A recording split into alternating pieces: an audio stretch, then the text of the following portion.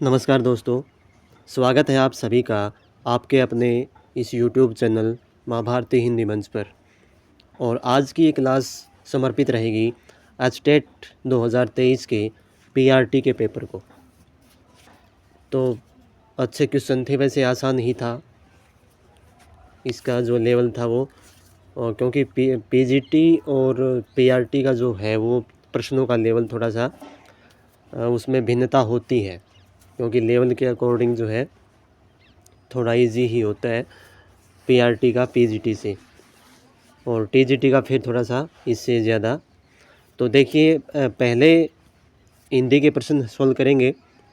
तो पहला प्रश्न हमारे सामने क्या है, किस विकल्प का शब्द मछली का पर्यायवाची नहीं है? मत्स्य, सल्की, झस, मकड़ी। मत्स्य, सल्की और झस ये तीनों मछली के पर्यायवाची होते हैं, लेकिन जो मकड़ी है वो नहीं होता। मकड़ी जो मकड़ी होती है उसको ही बोलते हैं। तो ऑप्शन नंबर इसका चौथा सही हो जाएगा। आगे देखो, किस विकल्प के शब्दों में प्रत्यय संबंधिनी अशुद्धि है? प्रत्यय की अशुद्धि, विवाहेतर, चिन्ह, माननीय, नाइन, प्रत्याशी, प्रमोदित और पांडित्यता और बाहुल्यता। तो ऑप्शन नंबर जो 4 है इसमें प्रत्ययों की अशुद्धि है, क्योंकि पांडित्यता नहीं होता, पांडित्य होता है। बाहुल्यता नहीं होता, या तो बहुलता होता है या फिर बाहुल्य होता है। ठीक है, तो यही इसका ऑप्शन सही हो जाएगा। बाकी और तीनों इसमें सही हैं।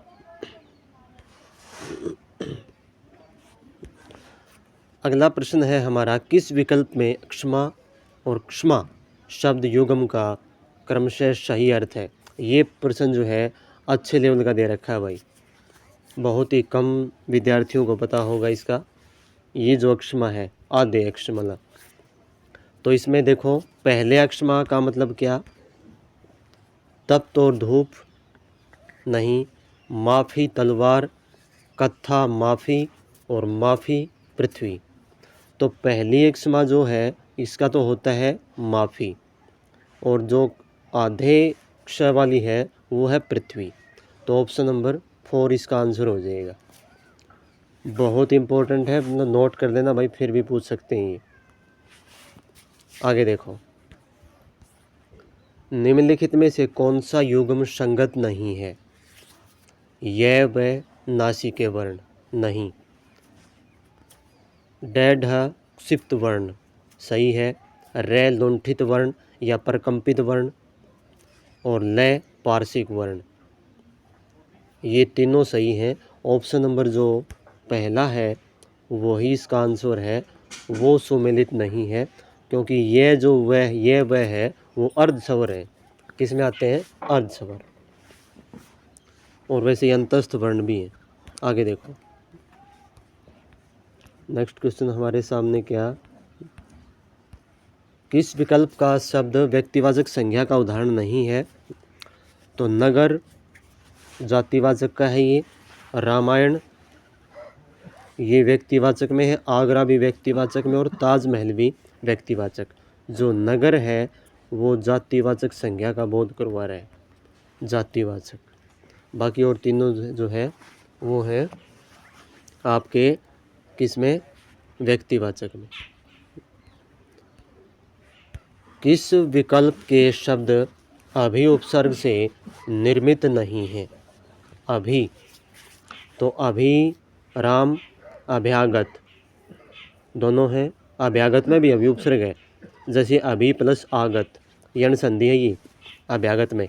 अभीष्ट, अभी प्लस इष्ट, अभिषिप्त, अभी प्लस इषप्त, अभ्युदय, अभी प्लस उदय, अभिषेक, और आधिकारिक और आध्यात्मिक इसमें नहीं है, इसमें नहीं है।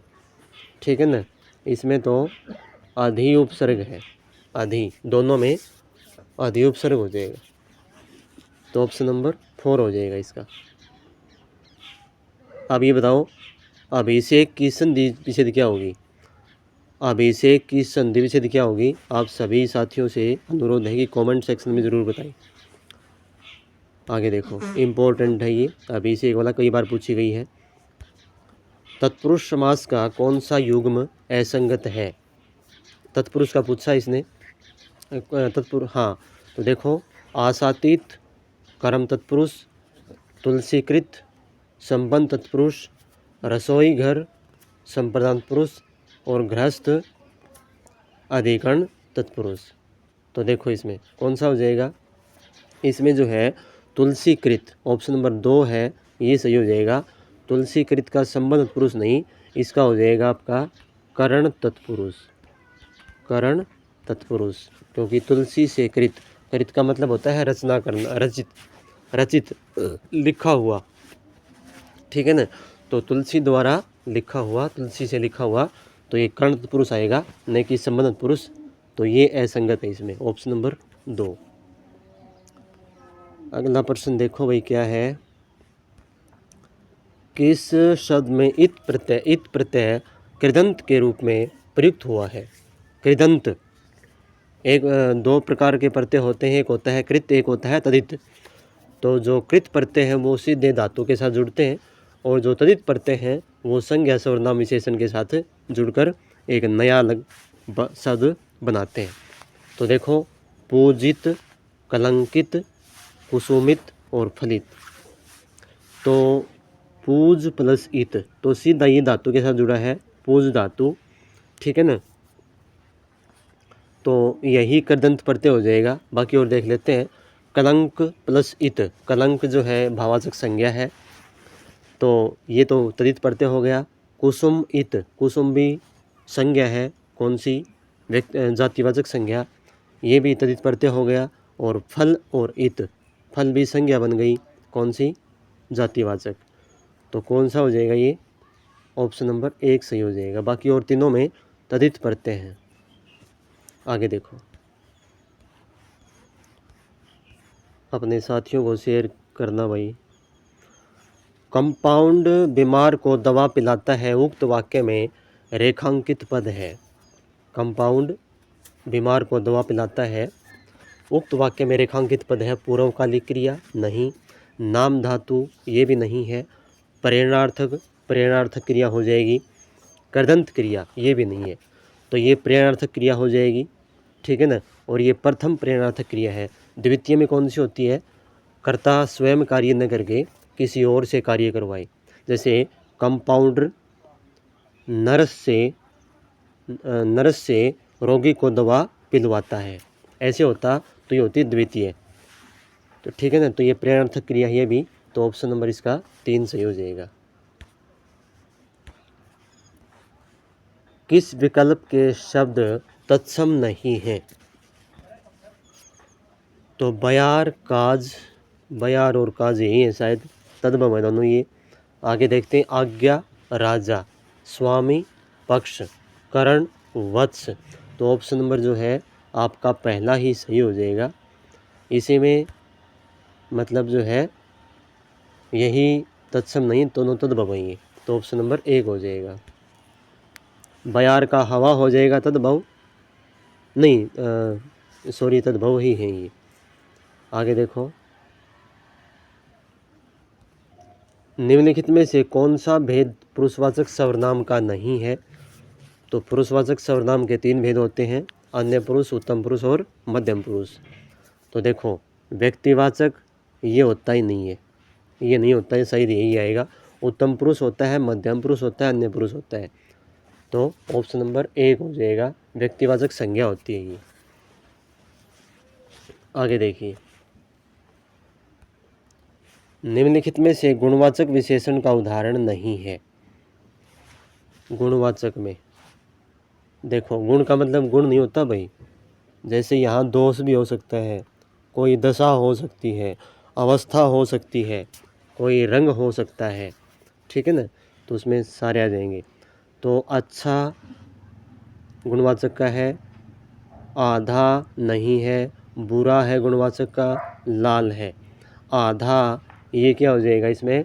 ये परिमाणवाचक और संख्यावाचक में जो है आता है ये, तो ये किस में आ जाएगा, ये बाकी और तीनों गुणवाचक के हैं। जैसे आधा गिलास पानी लाओ, ठीक है ना, तो यहाँ पे क्या बन गया, परिमाणवाचक।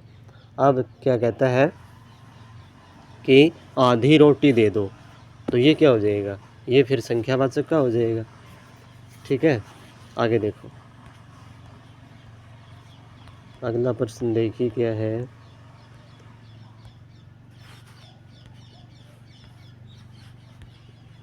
हाँ, निम्नलिखित में से कौन सा शब्द व्यंजन संधि का उदाहरण है? तो वागीश, देवीच्छा, कपीस, विधुदय। तो पहला ही जो ऑप्शन है वही व्यंजन संधि का एग्जाम्पल है। तो इसका क्या बन जाएगा, वाक और प्लस ईस। ठीक है ना, ये जो क है ये ग में बदल जाएगा, क्योंकि किसी भी प्रथम वर्ण के बाद यदि घोष वर्ण आ जाए तो वो प्रथम वर्ण जो है वो अपने से तीसरे में बदल जाएगा। तो वाक प्लस ईस, ये ई के रूप में घोष वर्ण है यहाँ पे, और क प्रथम वर्ण है, तो ये बन गया वागीस। देव इच्छा में ये दीर्घ संधि है, कपि प्लस ईस ये भी दीर्घ संधि है, विधु प्लस उदय ये भी दीर्घ संधि है। तो ऑप्शन नंबर 1 हो जाएगा, ये व्यंजन संधि है।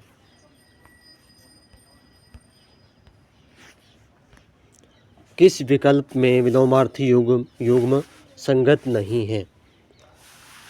विलोमार्थी यानी कि विलोम शब्द, आज्ञा, अनुज्ञा यही गलत है शायद, आगे देखते हैं। आचार, अनाचार ये भी ठीक है। आच्छन, निराच्छन, और आलसी और उद्यमी। तो कौन सा हो जाएगा, पहला ही ऑप्शन सही हो जाएगा इसका। ठीक है ना, आज्ञा का अवज्ञा होता है, अवज्ञा, अनुज्ञा नहीं होता। तो ऑप्शन नंबर 1 सही हो जाएगा। दूसरे के काम में दखलन करना, वाक्यांश के लिए उचित एकल शब्द चुनिए। उन्मूलन नहीं होता, षोडशी नहीं होता, हस्तक्षेप होता है। हस्तक्षेप अंग्रेजी में इसको बोलते हैं इंटरफेयर। अधूढ़ा ये भी नहीं होता। उन्मूलन क्या होता है, जड़ से उखाड़ फेंकना। ठीक है ना, षोडशी होता है 16 वर्ष की कोई लड़की, और अधूढ़ा क्या होती है, अधूढ़ा होता है कि जिसके पति ने मतलब दूसरी शादी कर ली हो, वो होती है अधूढ़ा। महाभारत में इसका वर्णन आया है। तो ऑप्शन नंबर 3 इसका सही आंसर हो जाएगा। तो ये हिंदी के प्रश्न थे। अब देखेंगे हरियाणा जीके के। तो आइए देखते हैं हरियाणा जीके में किस प्रकार के प्रश्न पूछे गए थे। पहला प्रश्न आपके सामने, एशियाई खेल 2023 में व्यक्तिगत स्पर्धा में स्वर्ण पदक जीतने वाली पलक गुलिया हरियाणा के किस ज़िले से हैं? तो किस ज़िले से हैं ये?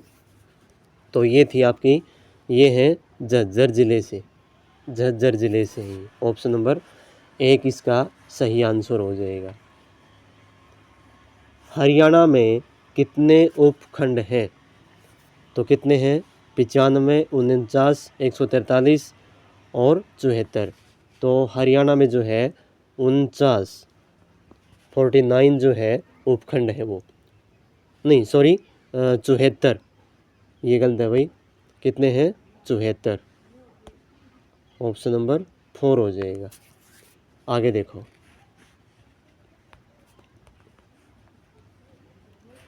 अगला प्रश्न है, शिवालिक विकास एजेंसी का मुख्यालय कहाँ है? तो शिवालिक जो विकास एजेंसी है उसका मुख्यालय यमुनानगर में है, अम्बाला में है। कहाँ है, अम्बाला में। ऑप्शन नंबर 2 सही हो जाएगा। वैसे तो लगभग मुख्यालय जो है पंचकुला में है, लेकिन न्यू मानो कि 90% जो मुख्यालय है, हेडक्वार्टर हैं, वो सभी डिपार्टमेंट के कहाँ है, पंचकुला में, लेकिन कुछ एक जो है और कहीं भी हैं। तो इसका क्या है, शिवालिक विकास एजेंसी का मुख्यालय अम्बाला में रहेगा। आगे देखो, हरियाणा का वह कस्बा जो कृषि उपकरणों के निर्माण के लिए जो है प्रसिद्ध है। तो ये रहेगा आपका कलानौर, बलाना, दादरी और समालखा। तो ये रहेगा आपका समालखा, ऑप्शन नंबर 4। समालखा ये शायद पानीपत में है, पानीपत में ही है समालखा। आगे देखो, करो हो चोटी की ऊंचाई कितनी है? करो हो चोटी, आगे तो देखो कौन सा इसमें 1400 से अधिक, 1500 से अधिक, 1600 मीटर से अधिक और 1700 मीटर से अधिक। तो ये रहेगा आपका आंसर ऑप्शन नंबर 1, 1400 मीटर से अधिक इसकी ऊंचाई है। करो जो हरियाणा की सबसे अधिक ज़्यादा ऊंची चोटी है वो। आगे देखो 86 का, इसमें पूछा गया क्या, निम्नलिखित में से किस सूफी संत ने हरियाणा क्षेत्र में चिश्ती सिलसिले की स्थापना की थी? तो किसने की थी? मोहम्मद बख्तियार काकी, बाबा फरीदुन, नसीरुद्दीन महमूद और गेसुदराज। तो ये ऑप्शन नंबर 2 हो जाएगा इसका, बाबा फरीदुन ने इसकी स्थापना की थी। आगे देखो, हरियाणा के निम्नलिखित राज्यपालों में से कौन संविधान सभा का सदस्य भी था? तो सदाचरण हरण सिंह बरार, श्री जयसुख लाल हाथी, महावीर प्रसाद और श्री बाबू परमानंद। तो ये ऑप्शन नंबर 2 सही हो जाएगा, श्री जयसुख लाल हाथी। अगले प्रश्न में क्या पूछा इन्होंने, हरियाणा का वह जिला जहां एक राष्ट्रीय उद्यान स्थित है? रेवाड़ी, जींद, गुरुग्राम और सोनीपत। तो कहाँ है भाई ये? तो ये है, आप सभी को ही पता होगा, गुरुग्राम, सुल्तानपुर राष्ट्रीय उद्यान जहाँ स्थित है वो है गुरुग्राम में, सुल्तानपुर में। आगे देखो, आयरिश सैनिक जिसने 18वीं सदी के अंतिम दशक में हरियाणा में स्वयं का राज्य स्थापित किया, तो कौन थे वो? तो Charles Eliot, R Hedson, J Thomas, George Thomas. तो ये थे जॉर्ज थॉमस, ऑप्शन नंबर 4 हो जाएगा इसका आंसर। अगला प्रश्न देखिए, भिराना एक सिंधु घाटी सभ्यता, सिंधु सरस्वती घाटी स्थल अवस्थित है। कहाँ है ये भिराना?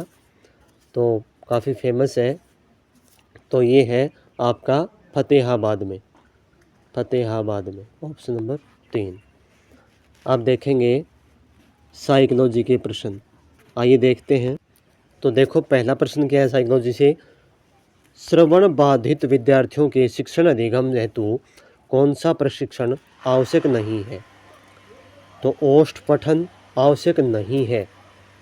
तो ओष्ठ पठन, संकेत भाषा,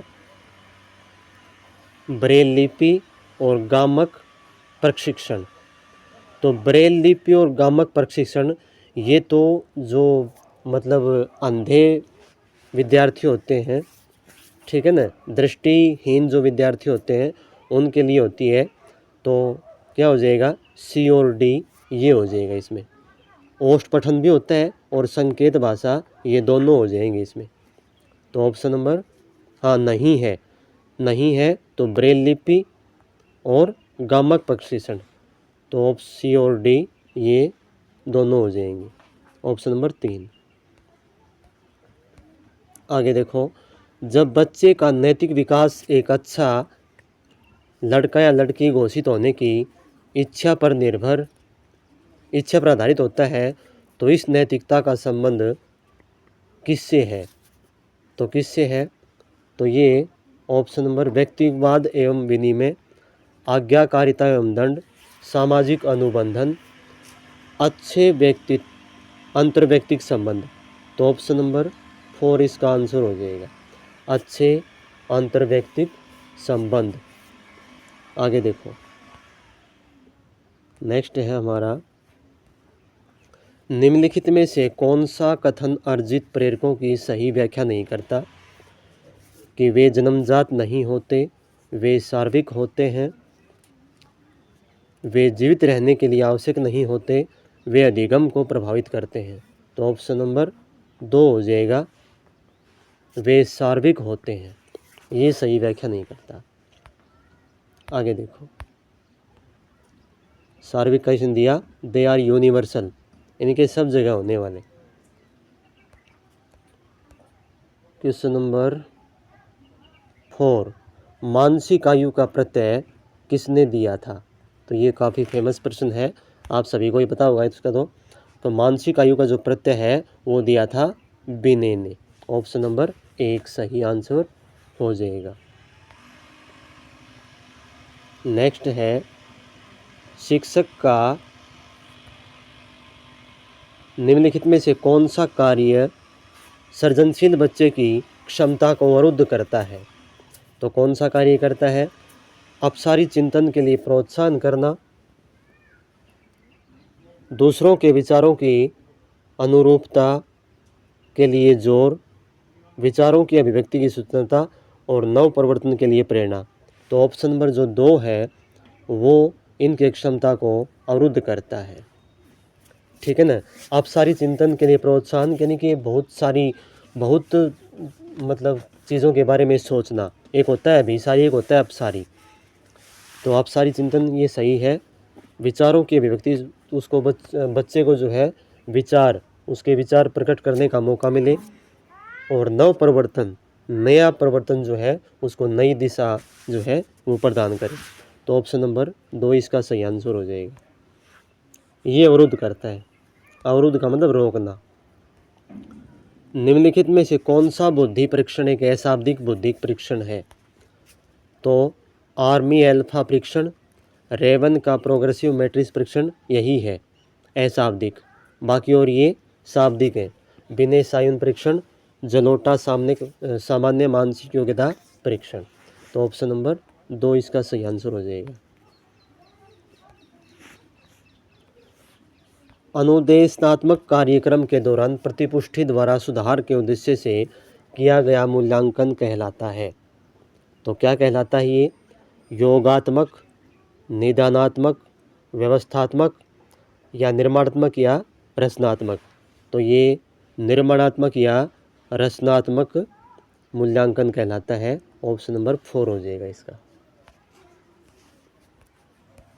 अगला प्रश्न देखो, पावलोव के अधिगम सिद्धांत का आधार किस प्रकार का सीखना है? तो संप्रत्यात्मक, अनुबंधित, सूझपूर्ण, अनुकरणात्मक। तो पावलोव का जो सिद्धांत है ये सीखना है अनुबंधित, कंडीशनड। ठीक है ना, कंडीशनड जो उसको बोलते हैं। ऑप्शन नंबर 2 हो जाएगा इसका। समाजीकरण की प्रक्रिया में साथियों का प्रभाव उत्तर बाल्यावस्था के किस नाम को संदर्भित नहीं करता? क्या कहता है? समाजीकरण की प्रक्रिया में साथियों का प्रभाव उत्तर बाल्यावस्था के किस नाम को संदर्भित नहीं करता? तो कौन सा नाम है ऐसा? वो दल आयु कहते हैं इसको, अनुरूपता की आयु भी कहते हैं, खेल आयु भी कहते हैं, संक्रमण आयु नहीं कहता। ये एक संधिकाल होता है।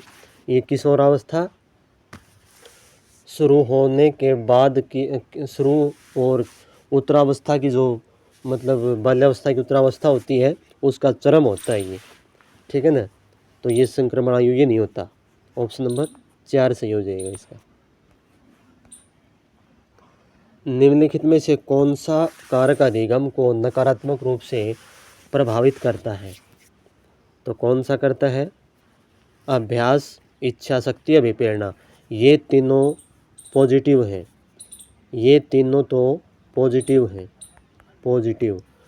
थकान जो होती है वो मतलब एक नकारात्मक के रूप में आ जाती है। और तो ऑप्शन नंबर 4 हो जाएगा इसका। निम्नलिखित में से कौन सा कारक व्यक्तिक भिन्नताओं को प्रभावित करने वाले वंशानुगत कारकों में सम्मिलित नहीं है? तो देखो कौन सा नहीं है। तो शारीरिक संरचना,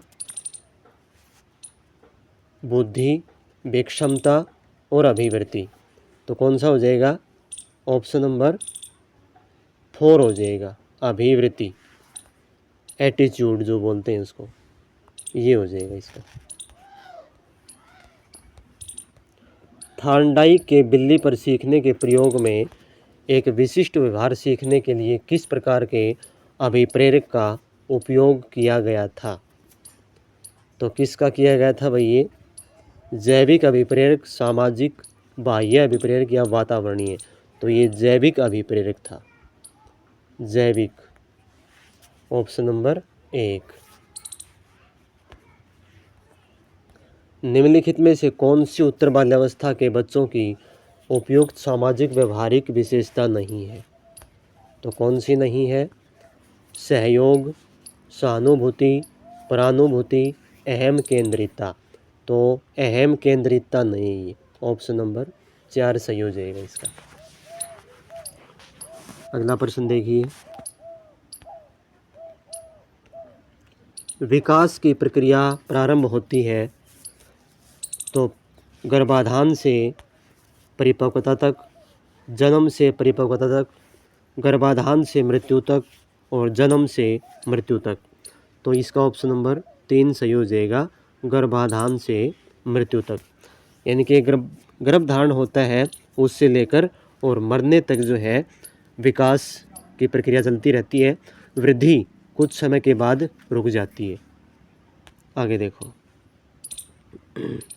कौन सी शिक्षण अधिगम पद्धति बाल केंद्रित एवं प्रगतिशील शिक्षा में सम्मिलित नहीं है? तो कौन सी नहीं है? परियोजना, समस्या समाधान, भाषण और प्रयोगात्मक। तो ऑप्शन नंबर 3 इसका सही आंसर हो जाएगा, जो भाषण है वो इसमें सम्मिलित नहीं है। 16 का प्रश्न हमारे सामने, निम्नलिखित में से कौन सा एक बाह्य अभिप्रेरक नहीं है? बाह्य अभिप्रेरक, अनुमोदन, सत्ता, उपलब्धि और विश्राम। तो ये जो विश्राम है वो बाह्य अभिप्रेरक नहीं है, बाकी और तीनों हैं। अगला प्रश्न देखो, विभिन्न आवश्यकता वाले विद्यार्थियों की समावेशी शिक्षा के लिए कौन सी शिक्षण अधिगम व्यूहरचनाएं महत्वपूर्ण होंगी? तो कौन सी होंगी? देखो, बहुसंवेदी शिक्षण, सहयोगी अधिगम, साथी शिक्षण और दल शिक्षण। तो ये चारों ही जो है इसमें महत्वपूर्ण मानी गई हैं। तो ऑप्शन ये जो इसमें आपका चौथा है ये हो जाएगा, A, B, C और D।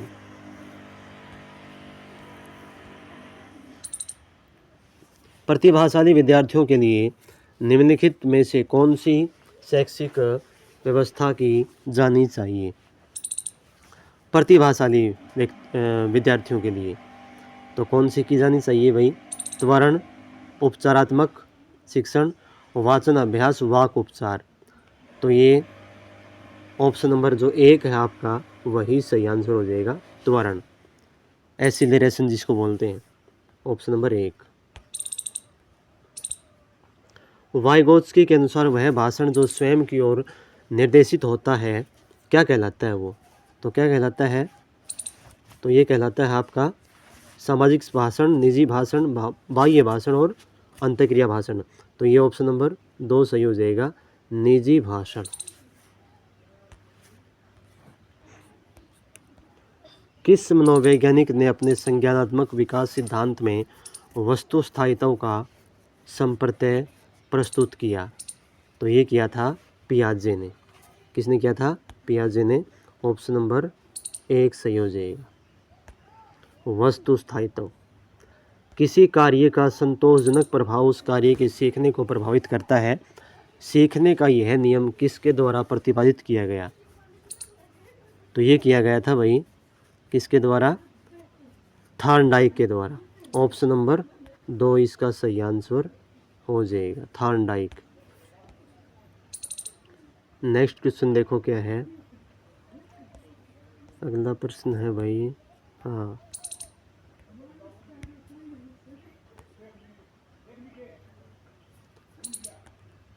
निम्नलिखित में से कौन सा कथन विकास के संदर्भ में सही नहीं है। विकास के संदर्भ में तो कौन सा सही नहीं है? विकास में प्रकार्यात्मक परिवर्तन होते हैं। विकासात्मक प्रतिमान पूर्व अनुमेय होता है। हाँ बिल्कुल, उसका जो है ना उसका पता लगाया जा सकता है पहले ही। सभी बच्चों का विकास एक समान होता है, नहीं, ये गलत है। सभी बच्चों का विकास एक समान नहीं होता। विकास सामान्य से विशिष्ट की ओर बढ़ता है, ये भी सही है। तो ऑप्शन नंबर 3 इसका सही हो जाएगा।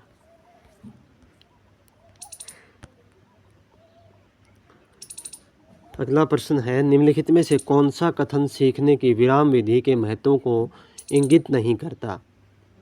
तो कौन सा कथन है वो?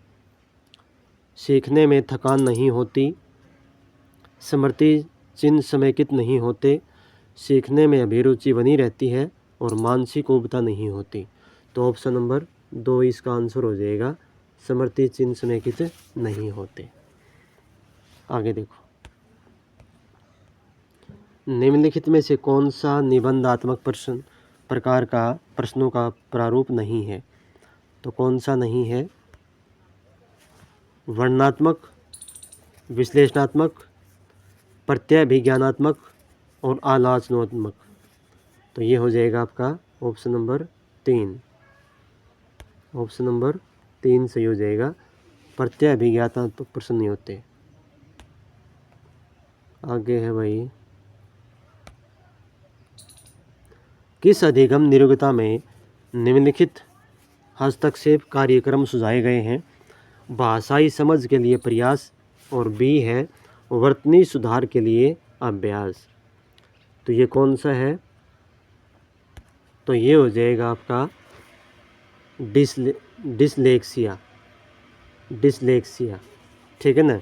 ये पठन विकार से संबंधित होता है और हर लेवल में जो है एक प्रश्न ये ज़रूर पूछते हैं।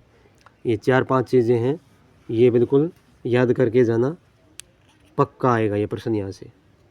तो ऑप्शन नंबर 1 हो जाएगा इसका। आगे देखो, प्रश्न नंबर 26 का हमारे सामने, निम्नलिखित में से कौन सा कथन अधिगम के संबंध में सही नहीं है? तो ये कौन सा नहीं है? अधिगम अभ्यास द्वारा व्यवहार में परिवर्तन है, अधिगम अनुभवों के परिणाम स्वरूप होता है, ये भी ठीक है। अधिगम व्यवहार में अपेक्षाकृत स्थायी परिवर्तन है, ये भी ठीक है। अधिगम परिपक्वता के कारण व्यवहार में परिवर्तन है, नहीं, यही नहीं है और यही इसका आंसर हो जाएगा। ऑप्शन नंबर 4 ये हो जाएगा इसका। एक बच्चा किसी पाठ को अपनी सुविधानुसार कई भागों में बांटकर सीखता है, यह सीखने की कौन सी विधि है? क्या कहता है? एक बच्चा किसी पाठ को अपनी सुविधानुसार कई भागों में बांटकर सीखता है, यह सीखने की कौन सी विधि है? तो कौन सी विधि है ये? तो ये ऑप्शन नंबर 3 है, जो है अंश विधि, ये हो जाएगी इसमें, अंश विधि। छोटा छोटा अपना कार्य बांट के वो करना। समीपस्थ विकास का संप्रत्यय किस मनोवैज्ञानिक के द्वारा दिया गया था? तो ये इम्पोर्टेंट प्रश्न है, ये थे आपके वाइगोत्स्की। Option number 2। गैने के अधिगम प्रतिमान के अनुसार किसी संप्रत्यय अधिगम के पूर्व किसी प्रकार के अधिगम की आवश्यकता नहीं होगी। तो किसके नहीं होगी? श्रृंखला अधिनियम, नियम अधिगम, संकेत और विभेदन अधिगम। तो ऑप्शन नंबर जो है 2 इसका सही आंसर हो जाएगा। नियम अधिगम, इसकी आवश्यकता नहीं होगी। और आज की क्लास का ये आखिरी प्रश्न 30 का, 90 से 110 बुद्धि लब्धि प्रसार किस बौद्धिक श्रेणी का प्रतिनिधित्व करता है? तो ये करता है 90 से 110 होती है औसत, एवरेज, ठीक है ना।